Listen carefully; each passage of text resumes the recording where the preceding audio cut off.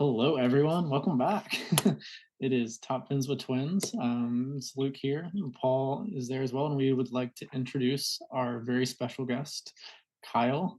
Kyle is a member of one of our FPL leagues, a good friend from college, and I'll hand it over to you, Kyle. You can go ahead and introduce yourself. Hey guys, thanks for having me on. Been a long time listener of Top Bins with Twins. I remember when Day you guys one, started baby. this. An OG supporter. Yeah. But yeah, like Luke said, I met the Twins out in college when we were out in Florida, and currently I'm in Maryland, living in Annapolis. Long time Premier League fan. When I say long time, I say about like 10 years or so. But I'm a typical Man City fan. It's crazy how that happens. I became It's a Man insane. City fan because all my friends in high school were soccer players, and they got me on FIFA. And I was just like, Aguero, I like that guy. That makes sense. That's how I became a Man City fan. And then like 2 years after I became a fan, my friend was like, "Oh, Pep Guardiola is going to be your coach." And I was like, "Who's that?" I was like, "Cool." And now I feel stupid for having been, that ignorant to how great this game is and how much history it has. But again, happy to be here. Super excited. Yeah, thanks for joining us, Kyle. We, like you said, we're very happy to have you here as well. We feel blessed.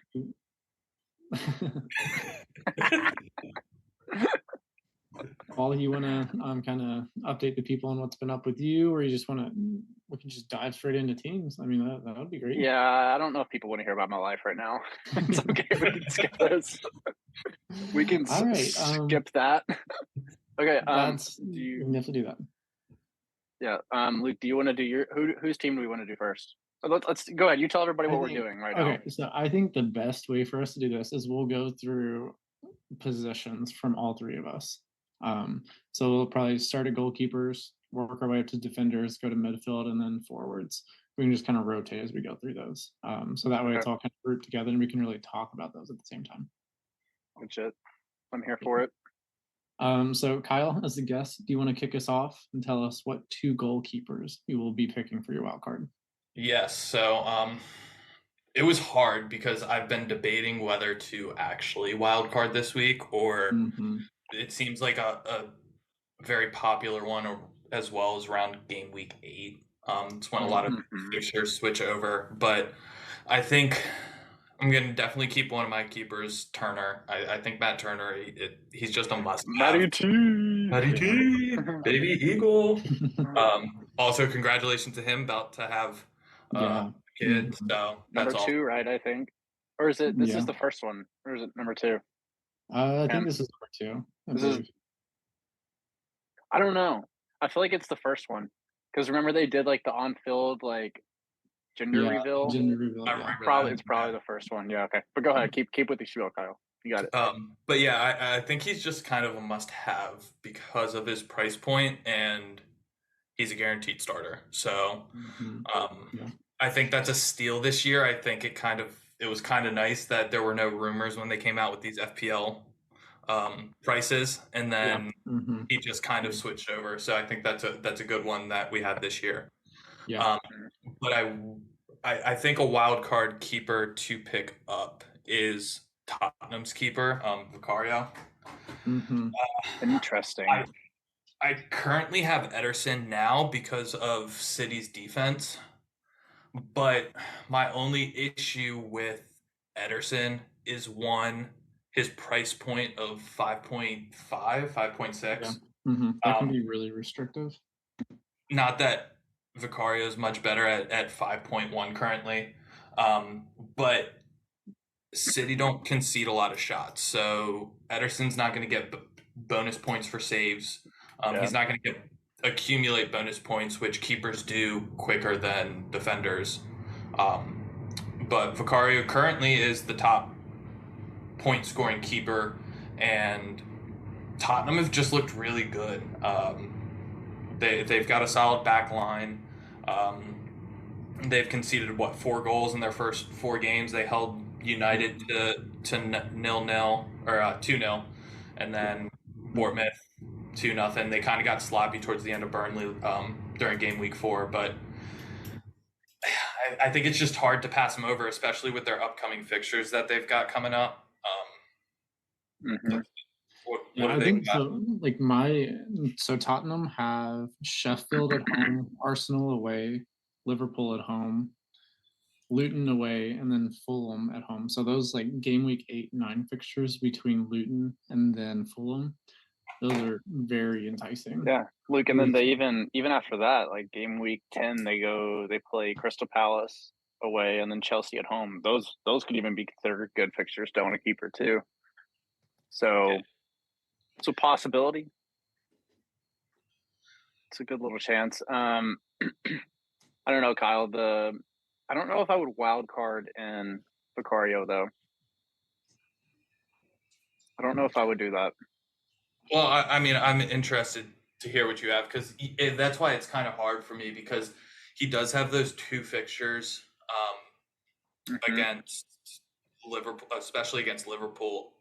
He's not going to keep it, and Arsenal, but the thing is like what did FPL come out with like last week that clean sheets are down like 33% than they were last year? Yeah, it's so hard to find a clean sheet. Which is kind of where I'm at with all my defense and goalkeepers is that like I'm looking for any sign of a solid defense, which Tottenham look like they have a decent defense this year. And also kind of not price restricting myself. I think midfield's the way to go this year. Yeah. I would say that if you want to be attached to Spurs clean sheets at all, the best way to do it is to go for Udogie, which Luke is also a huge fan of, or Pedro Porro, one of those defenders instead of the goalkeeper at this point. I think going into week 8, that's probably a gold standard as a goalkeeper right there. Yeah, I think going into week 8 is definitely a good shout for that. Interesting. You said Udogie and Pedro Porro. I think I'm going to drop a bombshell on you a little bit later. Looking forward to that. Let's hear your 2 keepers. My 2? Okay, so I picked Bert Leno. Is that Wes in the background? Yes. Little man. So I picked Bert Leno from Fulham. He's currently at 4.6. What's up, Westicle? Yeah. Okay. So we fight through it, right? So he's currently at 4.6 million, and with him, I'm kind of just looking for those like 3-pointers because I don't expect Fulham to keep a clean sheet, but I think he's going to rack up the save points and say they luck upon a clean sheet, then he would have the potential for an almost automatic 3 bonus, right? I mean, if you look at their next 4, Luke, I mean, I think it's a pretty good shout. I mean, yeah, no, I mean, you have Luton, you have Crystal Palace, you have Chelsea. So, I mean, you could see maybe 1 or 2. And then Sheffield, too. Sheffield at home. Yeah, I mean, it's very possible. Then my other keeper, I picked Areola from West Ham. He, at his price point, really hard to pass up, right? And he's, I mean, I'm pumping the brakes on this one. dude, they play Man City, Liverpool, Sheffield, and Newcastle, and then Villa. What? No, honestly, I'm fine with that. But how? My idea, because of what he costs. The point being, you can rotate him with Leno, right? Through all those first 3 or 4 fixtures, Leno's going to be playing. Okay. He's so cheap. I mean, that's the main reason to target him, right? It's the price point. And on top of that as well, like I just think that West Ham are going to keep some clean sheets in matches that people are surprised about, right? Like they're so solid at the back. You know, they sit really deep and they have a really nice back line. So I would expect them to, I mean, up to this point, I think they've been one of the surprises of the season. You know, we'll see how their form continues after the international break. But I really like the way they've looked. I mean, dude, it's their midfield. It's really their midfield. Like, I mean, if you look at who they brought in, like they've built a cohesive midfield that can keep people from running at their center backs, which is what was the problem last year. So, Yeah, so I mean, it's definitely two interesting keepers. Matt Turner, I would prefer to have him in my team, but I'm a little worried about the rotation there. With them bringing in the keeper from Benfica, I don't know. I think in the future there could be problems there. For now, it seems like he's locked into the starting spot, but there could be rotation risks there. So I just keep an eye on that. We'll see. We'll see. All right, Paul, let's hear your goalkeepers. Okay, so mine is number 1, Matty T, of course, and then number 2 is Ederson. Interesting. And so the main reason that I am enticed by that, because obviously, as Kyle said, we know that Ederson's not going to be a bonus point machine, and the clean sheets are down this year. But looking at their run of fixtures over the next 3, they play West Ham, Nottingham Forest, and Wolves, which kind of difficult. Like, I don't love that run of fixtures, but I really think that after that, you could transition into another goalkeeper going into week 8. Right. Which maybe that it depends on what you really want. Like, if you don't want to use a transfer, Ederson probably isn't the way to do that. If you don't want to waste one on a goalkeeper, what I actually would, just for like a good run of fixtures for another keeper. But I mean, I think, probably Ederson. I would stay with Ederson, but I was really going back and forth about the second goalkeeper to have. Like, it's a really difficult choice. Like you all said, like clean sheets are really hard to find this year. Yeah, and it's difficult. That's kind of why I went for Leno, just because I feel like he offers the save point potential.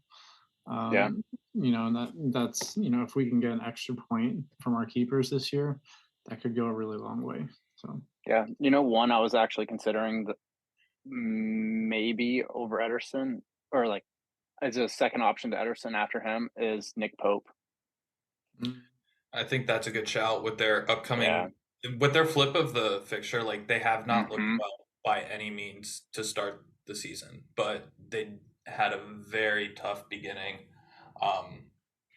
But yeah, I'm interested though with your picks, Paul, because I think the combination of Ederson and Turner for the coming game weeks is very appealing. So game week 5, Ederson has West Ham, which we know I'm not confident in that game for City, because West Ham is a counter-attacking machine. They sit back and they hit on the counter-attack, and that has been City's weakness historically. But however, Nottingham Forest had Burnley, which is an FDR of 2.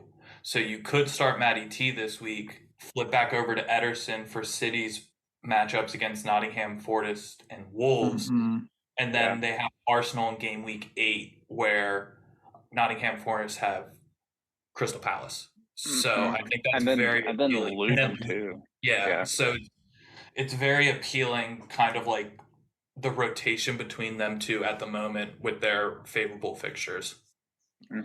I agree. Well, let's move on to defenders, because I don't know how much time we have, but let's just keep it rolling. Kyle, you want to do your back line real quick? Yeah. So with me, I think number 1 currently, not a cash. After seeing the first 2 weeks, I was skeptical, and then he had the 17-point game week against Burnley where he's going forward. Cheers to that one. That was a good one. That was a good one. And then he had a negative one for with when I started him. Yeah, and I actually had him on my bench and ended up throwing him in because I thought Liverpool may have been a little rocky at the back without Virgil van Dijk, but turned out not that way. I mean, it doesn't help when they got a red card, correct? And then Villa did. Yeah, and then Cash had to drop back into defense. So that that was an injury. Yeah. Oh, wasn't it? It was an injury. That's right. Oh, you're right. Yeah. That's right. So he did have to drop back, and then that's when he got the unfortunate own goal. Nothing he could do about it. But I currently have him in my team. I'm going to keep him in my team. But then, kind of just to go through kind of what I said, defense, I'm just not convinced on this year. So I would transfer out Ederson, so I'd free up a Man City asset, and I would pull in Ake.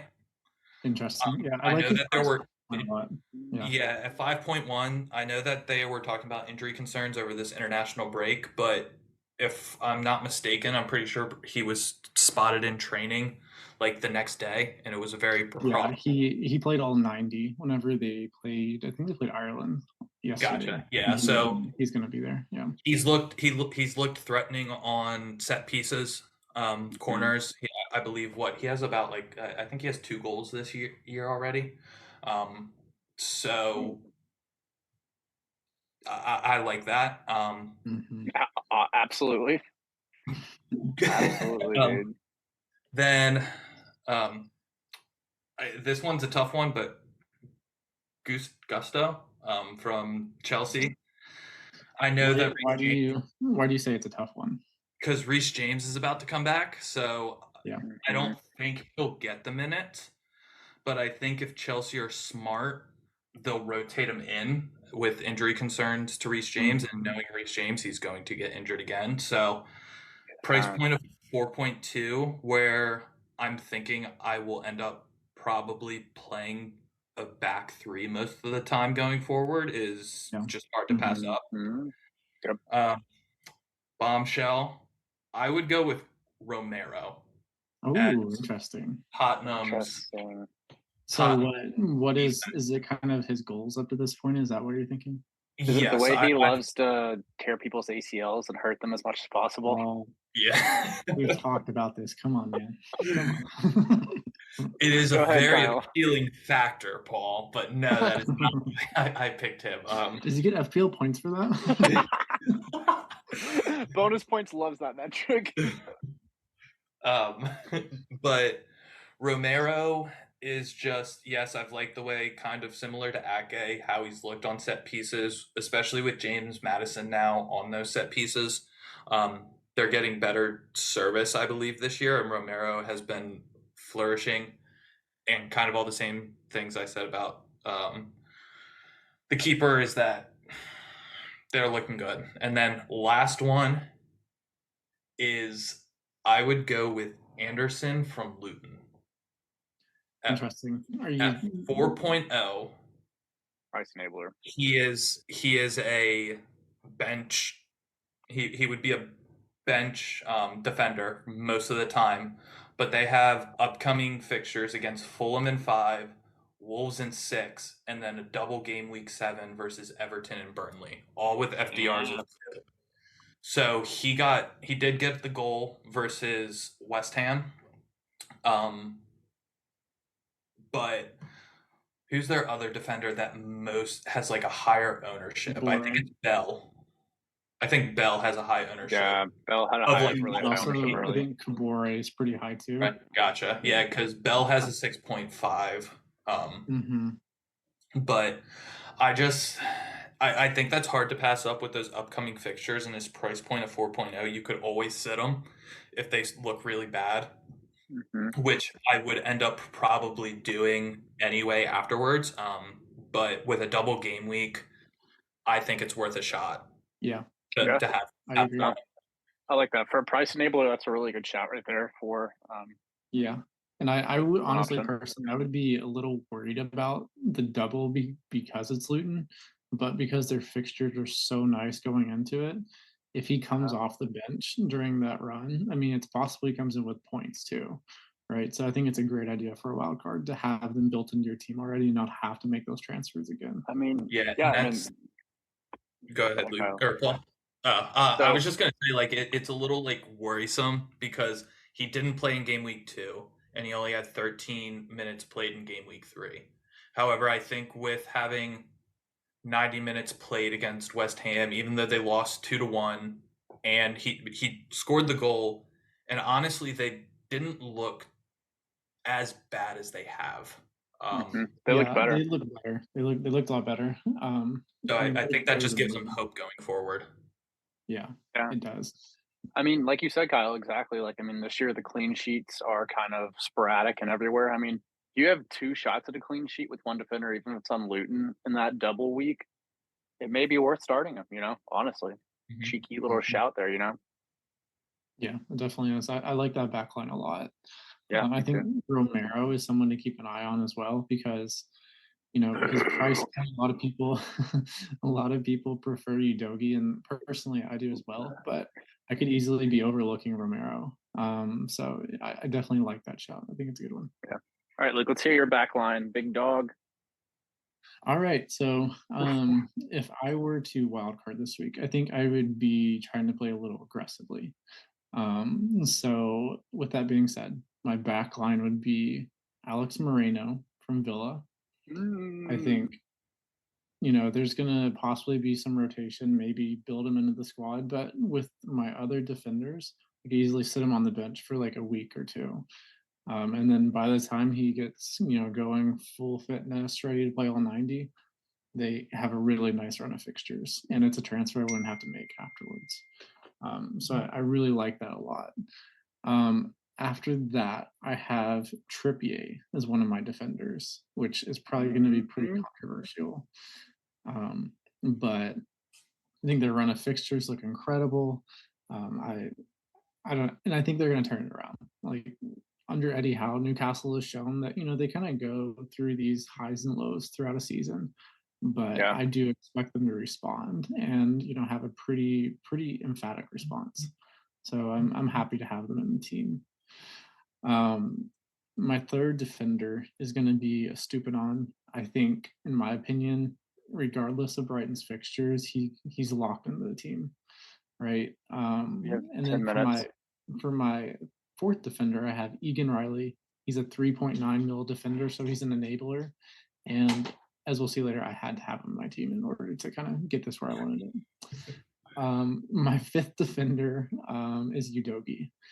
I love everything he does for Tottenham. The way he pushes up on the left, he's creative, but I think he also offers a sense of solidity that they've really needed from in the past. So I just love him as a player. I think he's going to be, I could see him hitting like 5.1 easy by the end of the season. I think he's going to be probably over 50% ownership by probably around Christmas or so, as long as Tottenham continue in their form.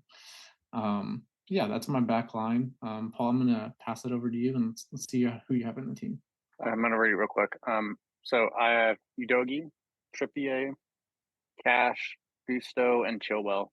And obviously, I think Newcastle's going to flip. Trippier is a good shout. Cash, like Kyle talked about, this man's probably going to score maybe 2 or 3 more goals, maybe more the rest of the year. Like, he just looks like he's going to be in attacking positions. Gusto, we talked about his question marks, but if he plays, he looks like he's going to be a really good option. Chilwell, if he's still playing that winger position, which I don't know, by Pochettino, which I don't know. I go back and forth. What do you all think? Like Chilwell in that wing position, do you think that's good for Chelsea? Like, what do you all think? I don't know, honestly. And it's just, I think they're still finding themselves, Chelsea. So yeah, it's hard for me to like. I currently have Chilwell on my team, but it's just hard for me to support him, considering also I think we all saw the video where he was 1v1 with the goalkeeper and he needed to shoot that ball. But I was watching that shit live. So I'm pretty sure all of us were like standing up about to yell like goal, but he passes the ball. And I just think that he's a defender at heart and he might get some assists, but I don't see him scoring too many goals. Mm-hmm. Yeah. I personally think Cole Palmer is going to unlock a lot for Chelsea. If he plays in like that 10 role centrally, I think he could be excellent for everyone in Chelsea's side, including Chilwell. If he's pushing up high on the left, then that could be great. If Cole Palmer is playing him that ball through, it's going to be a lot better than anyone else who is right now, I think personally. Yeah. But all right, shall we dive into midfielders? Kyle, you want to go first? We shall. By the way, just keep it running. I'm gonna get the premium subscription, so we're good. Keep rolling though. Go ahead, Kyle. So the midfield again is kind of like what I touched on earlier, where I spent the majority of my money. I've got Matoma in there. You guys have touched a lot the Matoma versus March debate. I lean towards Matoma because I think in these more difficult fixtures, he just gives more. and I see more flashes from him than I do from March. He can take on defenders 1v1 and make something happen, where I feel like March is always like on the end of it.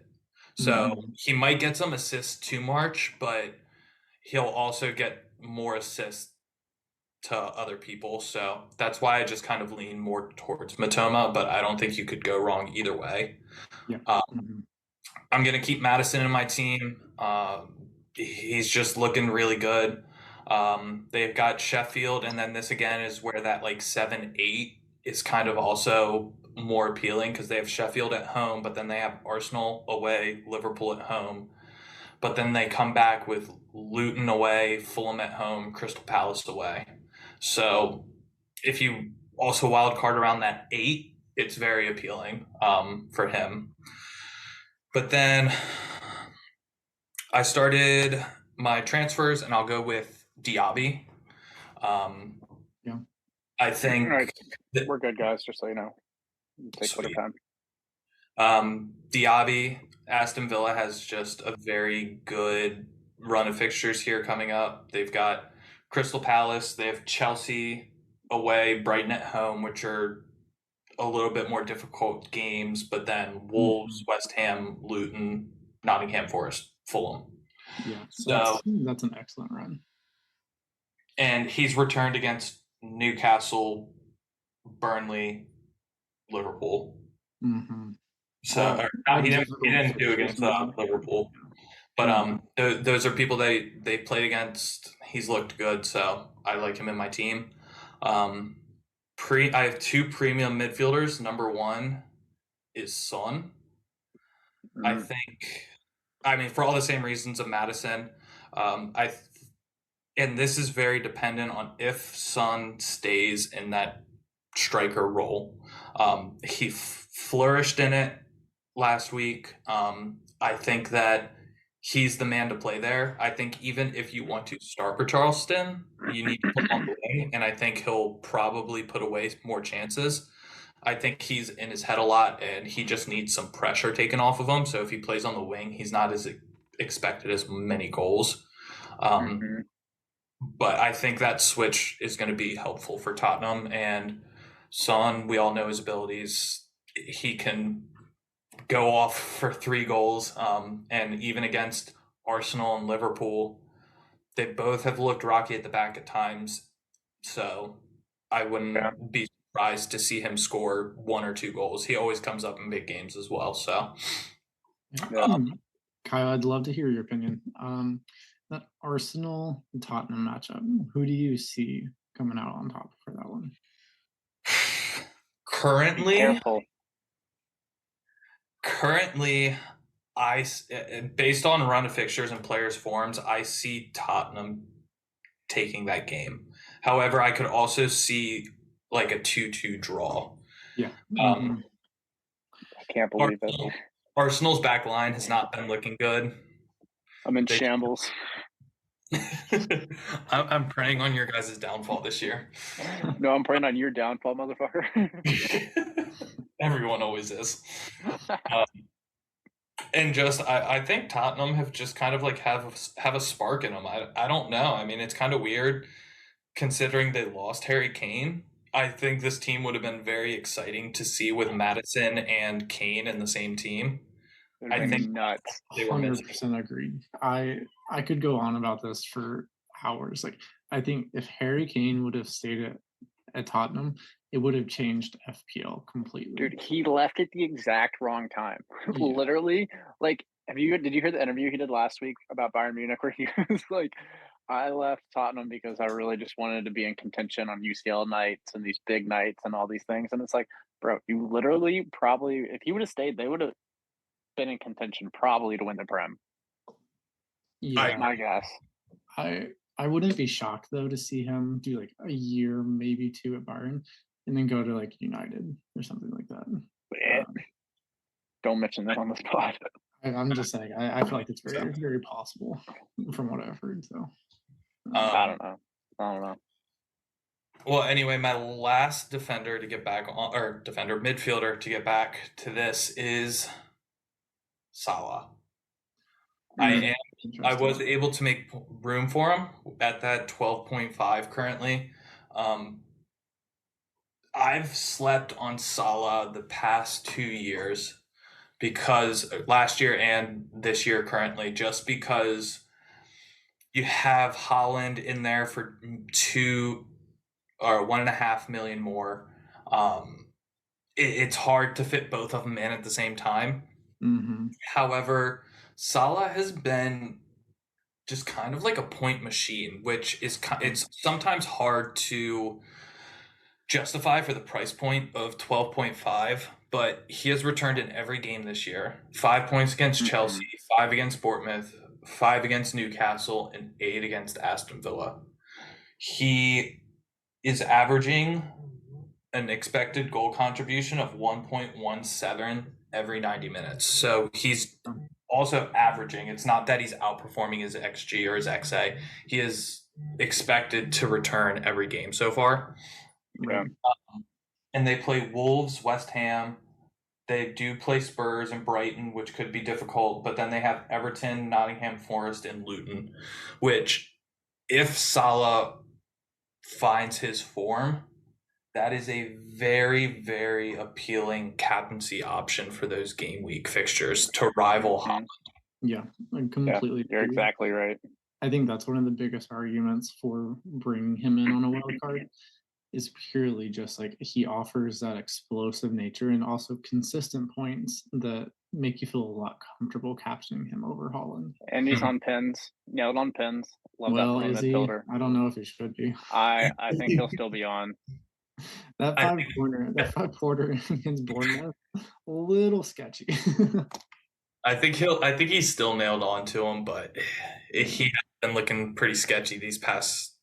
Yeah. It's kind the of past like couple of years, yeah. When Ollie Watkins would go to take a pin, you'd literally just be watching it like this. And now that he's off pins, he's almost a better asset, which is so crazy.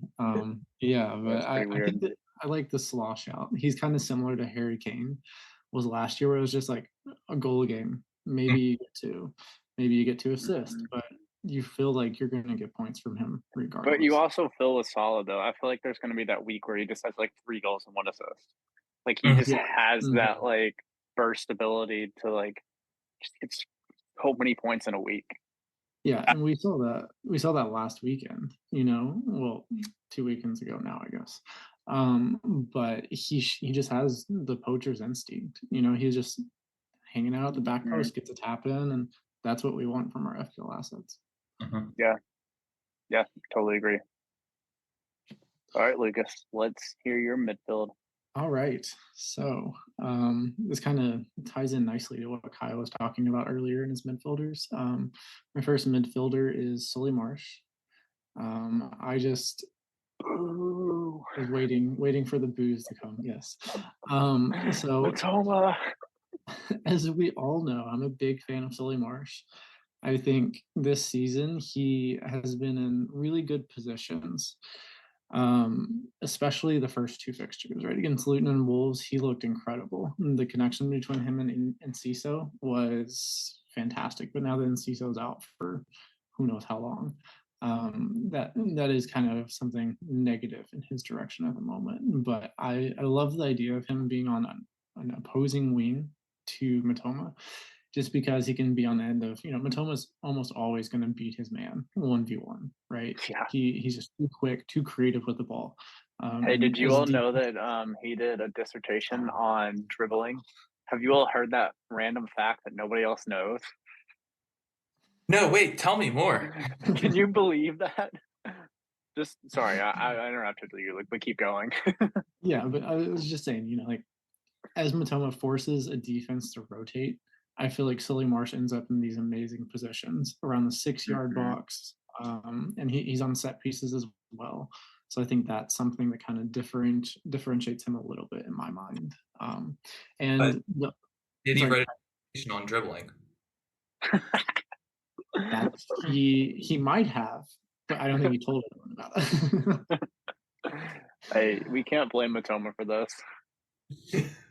That's true. It's the media. I gotta support my dude, No, I think it's just like you said. It's just so funny how often Oh, it's constant. It's like literally like if Matoma like walks in a grocery store, it's like somebody in the PA is like, "Did you all know?" I feel like we should start a false rumor and be like, "Did you know Sully Marsh wrote a paper on growing grass for his dissertation?" Like something completely random that makes no sense. That doesn't make sense. Matoma, Sully Marsh, he wrote a dissertation on tap-ins. He's good at it. Dribbles. Arriving in the box. Arriving in the conclusion. In his conclusion, he said, "I just need a really nice partner on the left wing for me." And then Brighton found him the right thing. Yeah, and it will be one. Think about Brighton, how Fati's going to fit into that system. It better be the 10. It better be the 10. I think he could be the 10. He has that instinctual creativity with how he plays, but I could see him rotating with Marsh on the right, and maybe Matoma a little bit. So it's just going to be a lot harder to predict who's going to be in the starting 11. Dude, just imagine. Honestly, it's literally he is a better version of an Enciso, where like playing through the middle, like Ansu Fati is just he's gonna tear people apart if he's in the middle of that Brighton attack. Like it's gonna be scary. Like let's hope he can stay healthy. I think being at Brighton, there's not going to be as much pressure. He probably won't get nearly as many minutes as he had earlier on in his career. So it should be good for him, kind of build up that confidence, and hopefully he turns into a great FPL asset. Yeah, hopefully. Yeah. So my second midfielder is James Maddison. I think he's such an incredible asset for FPL. As of now, he is an XGI of 3.4. He's looked like Tottenham's creative engine, right? I think every time you see him with the ball, you think something good is going to come out of it. And really, like from FPL assets, all we can ask is they're in threatening positions, and we know they have the capability to capitalize on those, and he 100% has the capability to do that. So he's someone who, he's going to be in my team for probably the entire season. He's someone I see as completely fixture proof. I don't see him going anywhere anytime soon, in my opinion. My third asset in the midfield is Son. I really loved what I saw from him. We've been talking about it for a little while on the podcast, but if he's going to be playing as that striker, that number 9, I feel like we almost have to have him in our teams, because just the way that he's kind of lost a step a little bit is what it feels like. He doesn't have that burst that he had 3 or 4 years ago, but he still has the finishing ability. He's really good with the ball at his feet. And I think that kind of plays in better to him playing as a number 9 up top. Yeah, I think Luke, what he's missing, it's not really the burst, it's the sustained burst. Like because when you're on that wing, like I think he can like get past people a little bit, but he just can't sustain it as well. And like playing in that 9 position, he just gets past defenders and then finishes. You see what I'm saying? Like there's a little bit of a difference. I think the burst a little bit, just in the way that like squaring up a defender one-on-one, he doesn't quite have that explosiveness he did earlier on. But as opposed when he's playing a 9, he can just be on a defender's back and make that run in behind. Yeah. And then it's a lot easier when you have a defender going full pace trying to catch up to you, because he can definitely send a defender in that situation. Yeah. So I'm very excited. Hopefully we get confirmation that he's still playing up top during Ange's press conference, but might not get that.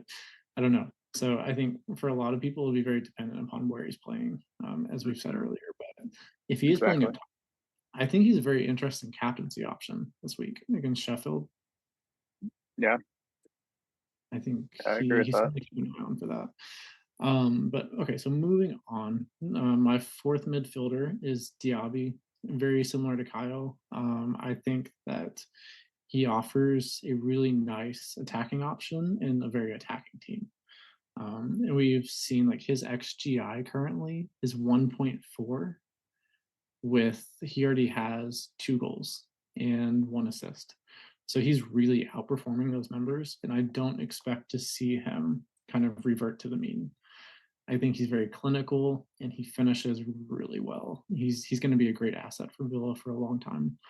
and he's just a lot of fun to watch too.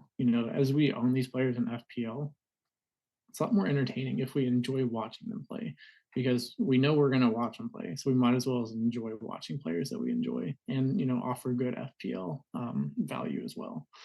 So for my fifth and final midfielder, I have Brian Mbomo.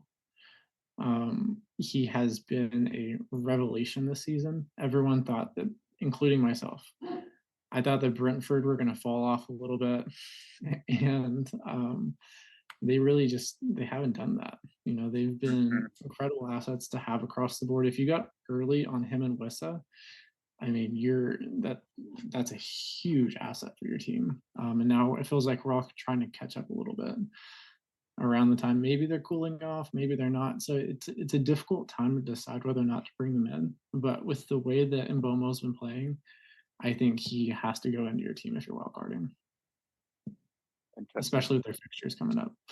They have Newcastle away, I believe, Everton, and then Forest.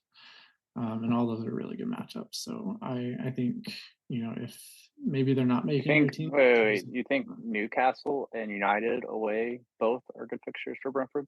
That's Everton. No, I know. But their next four, it goes Newcastle, Everton, Forest, and United. Yeah, no, I think those last three are really good. The way that Brentford play, I think he's going to be involved in goal situations pretty much regardless of who they're playing, because of their style of play. I think they set themselves up very specifically, and Mbomo can be seen as like the talisman of sorts. So yeah. I think he's a little fixture proof in my opinion. Yeah, dude, especially with the way they draw pens and him being on pens for them, right. Yeah, I think he's just kind of a good person to have sit in your team for most of the season, Yeah, agreed. All right, Paul, let's hear your midfielders. All right. Well, first off, I'm going to shock both of you. And the first midfielder I'm bringing in is Raheem Sterling. Raheem the Dream. What? Yeah. I would like to apologize for all this that you have slandered. I don't know if your account's able to own Sterling in FPL. I have prayed on his downfall, and I don't pray anymore. But I think that if there's goals in this Chelsea team, it's gonna be through Sterling. Especially you saw, I think it was it, which week was it? Week 2 against West Ham. Against Luton too. I mean, so against West Ham, it was like, okay, maybe he's got a little something back from maybe the City days. And then he had a 2-goal, 1-assist performance against Luton, which is asterisk, of course, it's Luton. So we'll see. But I mean, and then even his XGI against Nottingham Forest when they lost, which Chelsea just generically did not look good, was 0.59. Not a bad result. And I think Chelsea may figure it out over the next couple of fixtures. They have Bournemouth, Villa, Fulham, and Burnley the next 4. I love all those matchups for getting a goal, for a couple goals for Chelsea if they can figure their attack out. And I think over the international break, it's good, a little time for them to reset, maybe get some different pieces together, figure some stuff out. Even though some people are gone, but Poch can kind of sit, analyze his team, figure some things out. So I don't mind that, even though I'm kind of tripled up with Chelsea in this wild card. I don't love that, but with price enablers, Gusto and Chilwell, I think it's a necessary evil. Honestly, the way he's playing as a fullback, it's really hard to ignore him. And Sterling, like I said, I just think if Chelsea's going to get goals, he's going to be the one that's involved with a lot of that. So, quick question for both of you guys. If, say, you were tripled up on Chelsea and you were not wildcarding this week, would you actually transfer out any Chelsea assets? No. You wouldn't? Unless it's Jackson. Sorry, he's out. Can't keep him. What do you think, Kyle? It depends. It depends on who it is, but I think if you're tripled up, maybe transferring one out. They do have a favorable run of fixtures, but just they're so unpredictable. Yeah, the week building up to last game week 4, there were so many people going on about Sterling, and I just I wasn't trying to change people's opinion, but at the same time, I was just very skeptical of Sterling. Right, he looked great, but I think that was more indicative of what Luton is as opposed to what Chelsea is. That's valid. So. That's valid. Well, I'll go to my next midfielder, which it's going to be, like all of us agree, James Maddison. Don't think I need to dive that deep on him. I think it's really, really straightforward. I think he should be on everybody's team probably the rest of the year. Next, we have Eze, who I saw early on this year, saw preseason what he was doing. Like he had, what was it, like 6 or 7 returns in preseason. So I was like, okay, he's got it figured out. I'm gonna throw him in the team. We'll see what he does, especially for his price point. And then he did not return for 3 straight weeks in the start of the season. And then last week he gave me a goal. It was a winner for Crystal Palace. And like the numbers are there though. I mean, if you look at it, like his XGI, I mean, from week 1 it was 1.09, second week 0.40, Brentford 0.42, and then the last week 0.76. I mean, I think if Palace are in the goals, I think Eze is going to play a part in that. And also for his price point, I think he's a good enabler for a lot of other options within your team, you know? Yeah, he is. I think he kind of going back to what I was saying earlier, he's one of those players where he's just so fun to watch play. He's so creative. He glides. Mm-hmm. He really does. All right, and next I have Diaby, which we all agree on Diaby. I think we all know what he is, what he's going to do for them at this point. And then last I have Luis Diaz. I want to hear your all's thoughts on this. What do we think? Basically for me, I would have gone Salah, but I didn't have the money in this team to do it. So, I think Diaz is a great shout. I had Diaz last year in the same boat, both Kane and Haaland, and Diaz was my Liverpool asset, and he did well for me. I mean, he consistently put up points, whether, there were definitely a couple games where he blanked. But I think I went back and forth between him and Gakpo once they signed him. So I sometimes did a lateral switch depending on what I saw with run of form and kind of rotation with them at the time. That would be my only thing with Liverpool, is that they have so many attacking options that anyone other than Salah, I feel like, is not guaranteed to start every single game. Yep, exactly. Especially with European competitions coming in really soon. It's going to be a rotation nightmare, I think. And that I have Jota in my team currently. And that's someone that I would like to keep. They have good fixtures coming up, but at the same time, if he's not going to start, he can't be in the team, so I do foresee Diaz as being maybe a little bit of a headache at times, but if he's playing, if he's starting, he's going to be a great asset to have. Yeah, I'm actually really excited to see this Wolves-Liverpool game this weekend. I think their midfield's going at it. It's going to be really fun to see how that game plays out. I would love to see if Gravenberch is going to start. I don't think so. Why not? Not yet. I mean, I don't know if he'll start right away. It just depends on what Klopp wants, I think he will, because I think they need that solid 6, Yeah, they really need it. It'll make Trent's job a lot easier. It'll help their center backs a lot more creative, and it helps the back line out so much too. Agreed. Well, all right. So actually that was my last midfielder. Yeah, we went through that quick. So do we want to shift to forwards? Yeah. Kyle, you want to go first? Sure. Forwards, I actually, in my wild card, did not move anyone. So currently I'm sitting on Haaland, Alvarez, and Raul Jimenez. Interesting. Man, Raul is the talisman of that attack, let me tell you. This guy.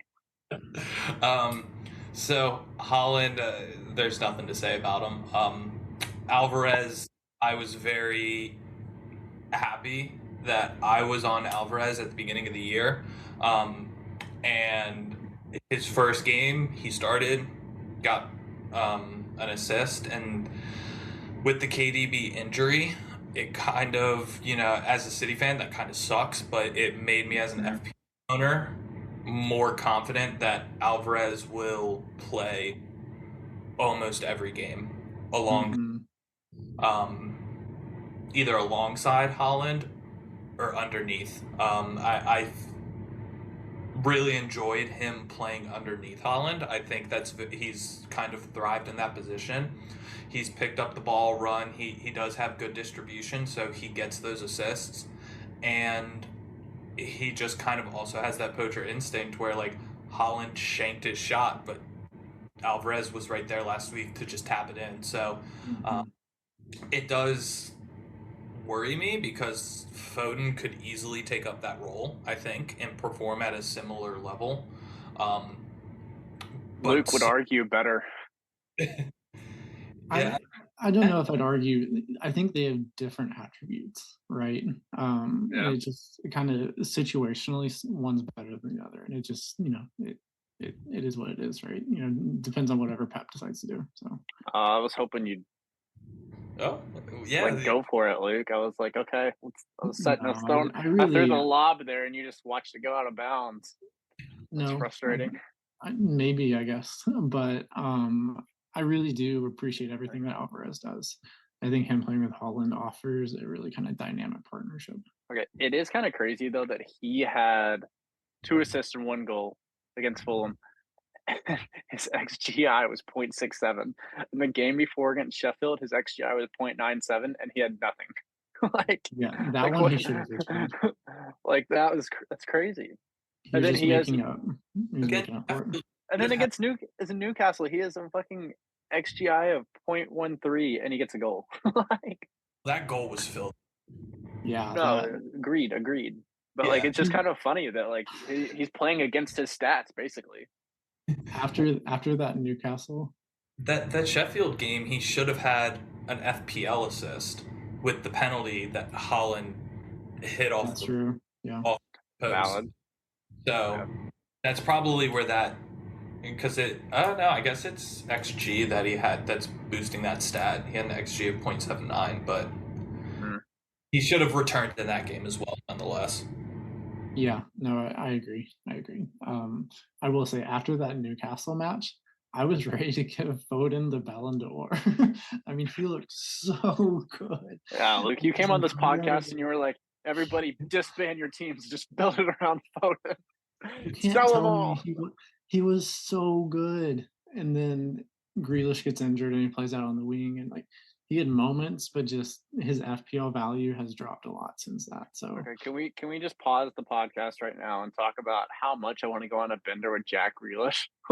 How fun would that be? Dead ass. Honestly, okay, wait, let's do this real quick. If you could pick 2 Premier League players to go on a bender with, I'm going to give you mine first. Jack Grealish and Ben White. We're having a great time. Interesting. Let me think. Is always up there. I think he's definitely number 1. I think on people's lists. I have a good one. I know of one for sure. The second I'm not sure about. I think KDB would be incredible. I feel like he would go out occasionally, but I think but I would love to hear imagine drunk Kevin De Bruyne. How funny would he be? I mean, I don't know. I'm just saying, I think it's a lot of fun. My second one, I don't know. I feel like we heard a lot of really interesting things about Emi Martinez after they won the World Cup. He could be a really, very questionable, but a lot of fun. Yeah, that's a good way to phrase it. So I think number 1 would be Jack Grealish. 2, who I think would be very interesting, but also really scary, Ederson. Yeah. I like that we're all going City people. This is interesting. I mean, because you saw him celebrate the treble, and I said Diaz never drank, but he took a shot because they won the treble, and he threw up in Bernardo Silva's mom's purse. What? he took a shot and he does. Oh my god, that's terrible. Give him a beer. Come on. I love all the videos of Grealish and Haaland giving DS shit. Like I think they just rip on him. They're like, dude, you live in the gym, but you look like that. Yeah. He's in such good shape. I don't know. I feel like, honestly, in the back of my head, I feel like Jorginho would be a really fun person to go out with. Like, I don't know why. I just feel like there's something there where I'd be like, I feel like he'd be a fun person to go on a bender with. Maybe. Yeah. Maybe. I don't know. All right. Where Luke, Kyle, do you want to say anything else about your forwards? You said all of them, right? I think my last forward was Raul Jimenez. I need another forward that's pretty cheap. Yeah. He has not looked good at all this year, but I am still. He almost scored the goal. He almost scored the goal of the year, though. He did. Did y'all see this? What was that? I said y'all saw that, right? Yeah. Mm-hmm. Okay, go ahead. But other than that, I mean, I think I still might start him this week because they play Luton. He's proven that he can score in the Premier League, so it might be worth throwing him in the mix. But they do have Luton, Crystal Palace, Chelsea, Sheffield, and then they kind of have a run of just FDRs of 3 with Spurs, Brighton, United. So depending on how he does and how maybe some other lower price strikers end up doing, it could also be a transfer. I didn't spend too much time looking at my front because so far it's really just been Haaland, Alvarez, and Raul's been on the bench. So yeah. What is Raul's price at the moment? Currently, he's sitting at 5.4. Oh, 5.4. Okay. But it's not bad for somebody that's going to get you minutes, honestly. In my mind, I was thinking Carlton Morris could be a really interesting shout. If you have the extra 0.1, he does have that double. And what is that? He's a beast on corners too. Like this guy, he's built. Yeah, no, he's strong. But getting Morrison, I mean, they have Fulham away, they have Wolves at home, and then they have that double against Everton and Burnley, and Burnley's at home. So I feel like there's goals in those 4 games for him, and you get two games for that 1 game week too. So something to think about if you could get to that.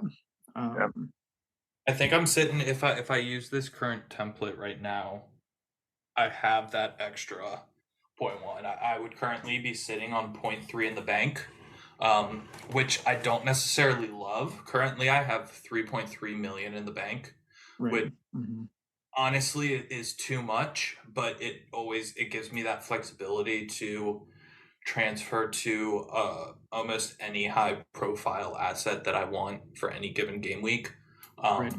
So I like that flexibility, but I don't know, having 3.3 million in the bank is kind of hard to seeing, sometimes these big name people or even middle tier kind of go off for a hat trick or yeah. So I think the good thing about having Salah as well is he's kind of like your get out of jail free card. If you get tired of him, you can move him on. You have so much left over to do whatever you want. That if you're sitting at 0.3, that might justify it because you can just move on Salah if you decide to. Yeah, that's a good point. Well, I'm gonna dive right into my forwards. I have no, look, we didn't ask you to. Calm down. I'm just gonna keep going. So you didn't ask permission. Okay. So my first forward that I have is Callum Wilson. I think that Newcastle are going to have to make a change. The idea going into the season, I think, was rest up Callum Wilson, have him ready for Champions League, and he needs to start getting that game time in order to be in good form going into that really difficult group they have in Champions League. Up to this point, he's played 96 minutes, but he still has 2 goals scored. So you're looking around like crazy 46, 47 minutes per goal, which is ridiculous. I think he's an amazing, very low owned asset, and Newcastle have that fixture switch very soon. So it is a little bit of a roll of the dice, but I feel fine with leaving him on the bench with the other attacking options I have in this team. So say, around, when they play Sheffield in game week 6, he'd be someone that I'd love to start. Even if, say, he gets 40 minutes, you could easily see a brace in those 40 minutes with how, not very solid Sheffield have looked at the back. So he's a little bit of a stretch, but someone I'd be willing to take a risk on in this wild card. Because we're still very early on in the season. I feel like, we kind of have to go for it sometimes. And this is one of those kind of safe punts that could pay off really nicely. Yeah. Next, I have one of the assets that I don't love, but I think he's going to come good very soon, which is Ollie Watkins. He, at this point, he doesn't have any goals, which is really shocking. I mean, going into game week 5, you would think with an XG of, his XG is 1.4, right? A XG of 1.4 and he has no goals. That is beyond frustrating. With the 3 assists, like he's turning out some points, but at the same time, there's much better forwards out there.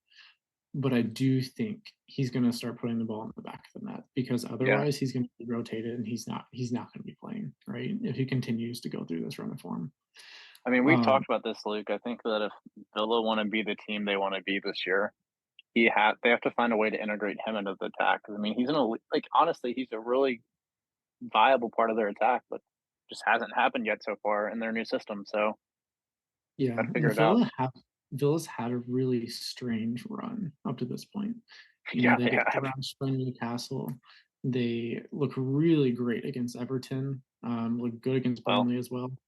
And then Liverpool, it just falls apart all over again. So we don't really know what to expect from them, but I do see a nice turn of fixtures, and I think now is a good time to get in on that, because you can be a little early. I think around game week 8, I think people are going to be tripled up on Villa. So if you want to get in a little bit early, now's the time to do it, I personally think. Mm-hmm. And then, my last forward, everyone knows who it's going to be. It's Haaland. I got burnt last week not captaining him. That really, really hurt my overall rank. Tell us more about that, Luke. It was bad. It was bad, man. I broke the golden rule. You don't not captain Haaland when they play that. I mean, for anybody listening that doesn't know, though, I think Luke's logic was very sound when he captained Foden over Haaland. Yeah, if he was playing that central row, if he's playing central role underneath Holland, excuse me, I fully expect for Foden to get results. But whenever he's playing out on the wing, he's a little separated. He doesn't have that ability to interplay with Haaland and play him through. And then, the points end up going to Alvarez, and that's a huge swing in the week too. So that was not my best choice, not captaining Haaland. But you learn from it, you move on. It was, somewhat of an educated risk, I guess. But I will be captaining Haaland anytime they're playing at home. Next week is an interesting debate, though. This upcoming game week. Yeah. I think there's a big shout from Maddison or Son or even Salah, right? All of those are good options, and City are playing away from home at West Ham. And West Ham look really good defensively. So it's something to think about. Yeah, no, I think that's poisoning. That question is very viable. I think, like you said, it's always really difficult to not captain Haaland because you can easily be burnt. But it's an idea, if you want to play that game, you can. Yeah, the odds say you will lose. The odds say you will lose, but if you pull it off, then it's a great move. It's really hard because I'm with you, Luke, is that I really think this would be a week. I was stupid last week, everyone, just to put this out there. I Ward Prowse. And even though he did return, I would have easily shot over. I think I would have been over 90 points if I captained Haaland. And on 70 or like 68 or something like that. So I got lucky because I also did have Alvarez in the team, and a few other of my players returned. But after that, I learned it last year, tried to do it again, is that you don't not captain Holland. But West Ham, they sit back. I don't see, like, yes, Holland may score, but I don't see City going for, a thrashing at West Ham. I don't see them giving up 5 goals. Whereas I could see Wolves giving up 5 goals to Liverpool.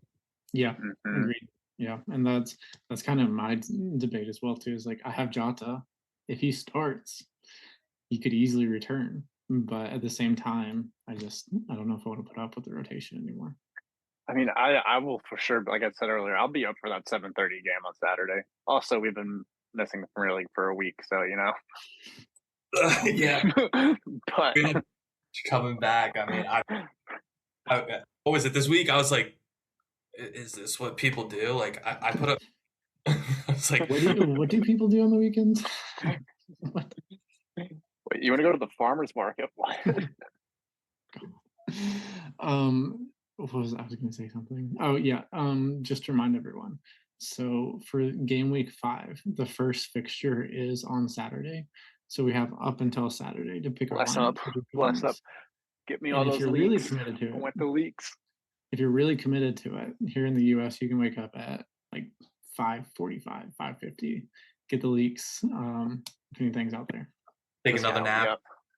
I can sleep right after and drink a beer, go back to sleep. I think the best way, we're going to game plan this real quick. The best way to do it is just go out Friday night, stay out till like 6 a.m., get the team news, watch all the games, and sleep till Sunday morning. Okay. After the games are over. I have a question for you. Do we think that going out, Paul, once he gets back, is going to check the team news, make the right decision, and actually, Paul, do this. I think it's a great idea. Paul, I will pay for you to go out. Are you serious? Yeah, okay, deal. As long as you promise to stay out the whole night. And awake.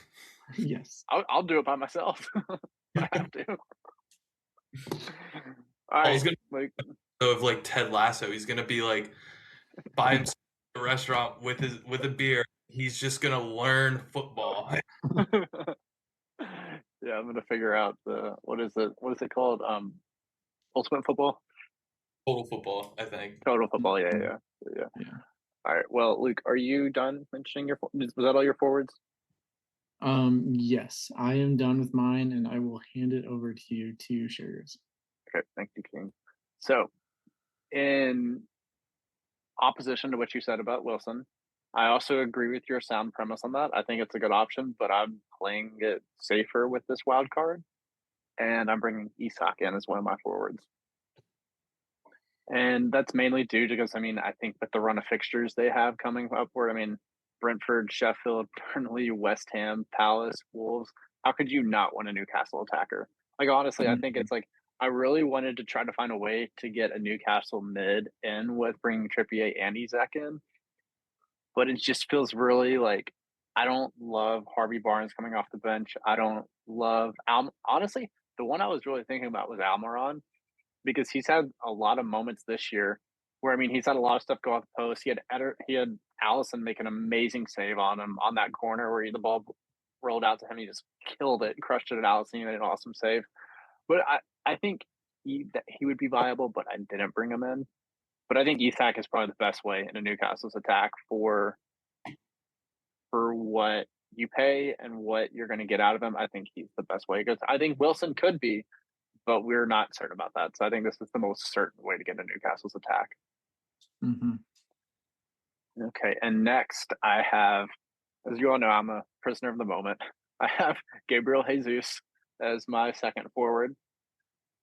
And yes, Arsenal do have a little bit of a difficult run coming up. They're going to play Everton, which I love that. And they play Spurs, which I think there's going to be goals in that game. I think the North London derby, I think we're going to see a lot of back and forth action. I think Spurs are going to want to go at Arsenal, and Arsenal is going to want to go at them too. So I think we're going to see an up and down high pace, really fun match with a lot of goals, which hopefully we see that. And then Bournemouth away, pretty good fixture for them, and then City at home. That'll be a fun one. Kyle, we'll have to see how that one goes. We'll see. We'll see about that. But yeah, I just think I think we've seen Arsenal struggle in the beginning of the year, and it's kind of due to the different formation, different things that Arteta's trying. And I think with Jesus back in the fold, you're going to see Eddie come out, and Arsenal's attack is going to be better. In my estimation, I think they're going to be a lot more cohesive. You just saw when Jesus subbed on at the end of that game, his ability to take people 1-on-1 anywhere on the pitch, anywhere, and his strength for hold up play, it just offers a different dimension for Arsenal. We'll see what happens. I think it's a little bit of a risk, but also with having Isak as the other option I have as an attacker, and Haaland, which I'll go ahead and have Haaland too.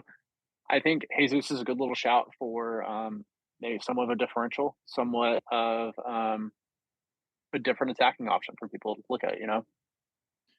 Rumor has it that Diego Dallo slid all the way to Manchester after sent him on that challenge.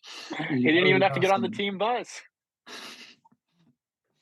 That was incredible. What a perfect way to end up. That was such a fun fixture to watch. But Jesus is interesting. I kind of push back on it, frankly. I think Arsenal are going to have goals in them, but we've already seen them struggle this season. And like you said, they have Tottenham coming up soon. They have City, have Chelsea, which I think could actually sneakily be a difficult matchup for them. I don't know. I feel like buying Arsenal assets at this point is kind of different. I think there's a lot better options out there because we're all going to have Saka probably. You think there's better Arsenal assets, or there's better? No, I think overall, assets in general. Just overall, yeah. Interesting. Yeah. Somebody's mad. What are you going to say, Kyle? Well, just got a little upset there. That's okay. Sometimes we got to bark, I like Jesus, not only for the fact that he can score. I mean, at City, he did struggle in times, but even though Arsenal have struggled, I think he takes up just a different position than Nketiah does. I think they link up with Jesus a lot better. So if the only thing is his health, I mean, he can't stay healthy, which is a big, downfall, and it's kind of hard to have him at a price point like that to just play a couple weeks and then get injured. But I think if he stays healthy, he's going to give you points. He'll get assist points. He'll get such a beautiful piece of footwork to, end the game last week. So I really do like him. I think Mia has him in her team. And if he would stay healthy, I would put him in mine as well. It's just, it's the injuries for me. I mean, I like people who are going to get consistent minutes. Pep Roulette is the only one that kills me. I'm very surprised. Last year, I did not triple up on City assets for that reason, and I will probably start moving away from City assets towards Champions League and things like that. Other than, so that's my big thing is minutes you have to play them, especially if you're going to be anything over 7.5 million. You've got to have consistent minutes to warrant that price point. Yeah. So I go ahead, Luke. I have a point after you, but go ahead. Yeah, just to build off of what you were saying, Kyle, I think it's a little counterintuitive, but I personally think that Martinelli's value skyrockets with Jesus coming back. And maybe it could be even better to target Martinelli because Jesus is back than Jesus, because he's cheaper. Valid. And Martinelli doesn't have that injury history that Jesus does. And he if he has the ball at his feet, you just never know what's going to happen. He just makes things happen. So Martinelli is someone to keep an eye on, I think. Yeah. So I have a sneaky little suspicion here that I think if Jesus would have been playing this whole run of fixtures with Havertz, I think Havertz, we're having a different discussion about him. I think he's kind of the perfect player to play with Kai Havertz. Quick little 1-2 touches, somebody else that can hold the ball up. I think we're going to see in the next 3 or 4 weeks, if he gets minutes, I'm still a believer in Havertz. I think we could see him kind of go on a run. I don't know. Personally, there's a lot of hate his way, and the vibes have been off since he's been at Arsenal. But I'm here for the revenge arc for Havertz. I would love to see him go into Stamford Bridge and get a hat trick. That would be so much. I wanted nothing more. That would be so chaotic in nature, and I feel like it would fit perfectly for where Chelsea's at right now. But I also would like to see for Havertz, because he can kind of get people off his back a little bit, give him some breathing room, kind of just build that confidence back, because he's such a talented footballer, but he's struggling. We can't be surprised after being at Chelsea for that long. So yeah, he'll find it. He will. But yeah, and then I've Holland to round out my forwards. So that's our wild cards. Perfect. Yeah. I think that's probably, we've definitely been going long enough, so that'll probably do it for us. But Kyle, it's been like 10 minutes. Kyle, do you have any closing thoughts for listeners out there? Anything you want to share? No, just play your game. At the end of the day, this FPL has opened my eyes to just kind of what football is and how much more enjoyable it can be. I asked you guys last week how many screens do you watch on Saturdays, and I think we all have multiple screens up watching. It's just so fun. So just make sure you enjoy it. And I would just say, like, the one word of advice, which I sometimes don't listen to my own advice, is just like play it safe. Like we are early on, like pick out maybe 1 or 2 differentiators, but this early on, like if you are in a league and you're striving to get a lot of points and not fall behind in leagues, kind of stick to like the template team a lot of people have. And, like me, don't captain James Ward-Prowse instead of Holland. It sounds so ridiculous when you say it out loud. For a typical game week for City. So like, just try not to do stuff like that, and don't be Kyle. But other, like, have fun with it. Yeah, I think that's a great advice. Yeah, excellent advice. And it's something that all of us could take to heart too, because you get in the moment, it's coming down to the deadline, and you're like, maybe Foden could have a great week this week. And then it comes and it bites you in the ass, right?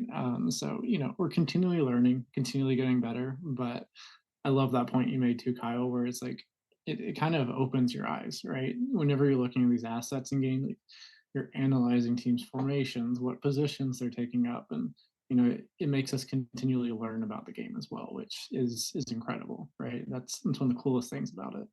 I think that's what continually draws us back into it, because it is so entertaining, and it's just a lot of fun, right? So thank you for joining us, Kyle. I really appreciate it. It's been amazing to have you. Paul, I'm going to pass it over to you for any final thoughts you may have. Yeah, I think everybody should be aware of the players coming back from international fixtures, performances. Kind of a little thing I think we may dive deeper in this at some point on the podcast is that how do we make decisions based on how a player does in their international setup compared to their club setup? Because, obviously they could be playing a completely different position. You could see, look at Zinchenko. He plays in midfield for Ukraine, and he scored this week. So, there's a lot of questions to ask, but also remember that what they do in international duty may not translate to the club, too. So just remember that. be aware of injuries. If you're going to wild card, make sure you wild card in a team that you feel comfortable with for a while, because you're not going to be able to change it. So yeah, and any advice we give, we're here to discuss about that too. So anybody, feel free to reach out. Yeah, certainly. One final note though, try to hold on to those transfers or those wild cards for what you're going to do with your teams until we get all of the pre-match press conferences. All the managers will give us a lot of helpful tips on who's healthy, who was possibly injured, maybe even be Friday, right? I think Friday. Friday. We should have all the information by Friday. Later on Friday, maybe we get information about Son playing up top. That would be a huge information to get for us. But yeah. Well, thank you guys for joining us. Kyle, once again, thank you so much for thank you, Kyle, joining us this week. But I think that's going to be it for this week. All right, thanks guys. We'll see you next time.